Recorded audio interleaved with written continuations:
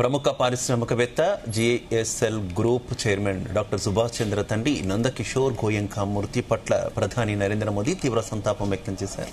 ఈ మేరకు ఆయన దిగ్భ్రాంతిని వ్యక్తం చేస్తూ కుటుంబ సభ్యులకు ప్రగాఢ సానుభూతిని తెలియజేశారు. ఆయన చేసిన సామాజిక సేవ, దాతృత్వం, జాతీయ సేవలను ప్రధాని మోదీ ప్రత్యేకంగా కొనియాడారు. ఆయన ఆత్మకు శాంతి చేకూరాలని, కుటుంబ సభ్యులకు ఈ బాధను భరించే శక్తిని ఇవ్వాలని భగవంతుణ్ణి ప్రార్థించారు. ఆయన వృత్తిపరమైన సాంప్రదాయాలను సుసంపన్నం చేయడమే కాకుండా సమాజం పట్ల తన బాధ్యతను అత్యంత అంకిత భావంతో నెరవేర్చారని అన్నారు.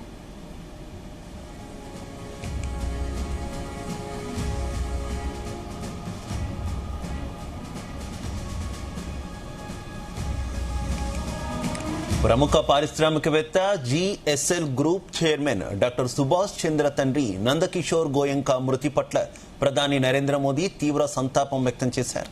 ఈ మేరకు ఆయన దిగ్భ్రాంతిని వ్యక్తం చేస్తూ కుటుంబ సభ్యులకు ప్రగాఢ సానుభూతిని తెలియజేశారు.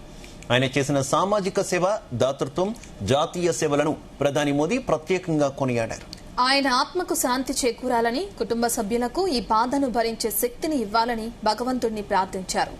ఆయన వృత్తిపరమైన సాంప్రదాయాలను సుసంపన్నం చేయటమే కాకుండా సమాజం పట్ల తన బాధ్యతలను అత్యంత అంకిత భావంతో నెరవేర్చారని అన్నారు.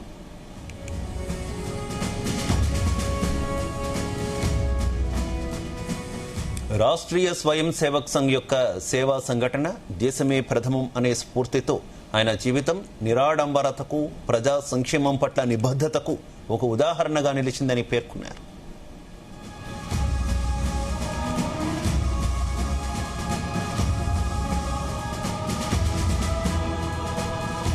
ఆయనను పలు సందర్భాలలో కలుసుకునే భాగ్యం తనకు కలిగిందని, ఆయన ఆత్మీయ అనురాగ స్వభావం తన జ్ఞాపకాలలో ఎప్పటికీ నిలిచి ఉంటుందని అన్నారు. ఆయన మరణం సమాజానికి పూడ్చలేని నష్టమన్నారు.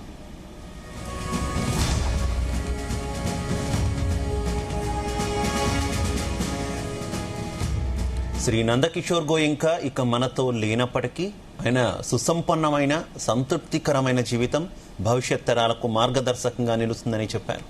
ఆయన అనురాగం, జ్ఞాపకాలు, బోధనలు మీ కుటుంబంతో ఎప్పటికీ నిలిచి ఉంటాయని తెలిపారు ప్రధాని మోదీ.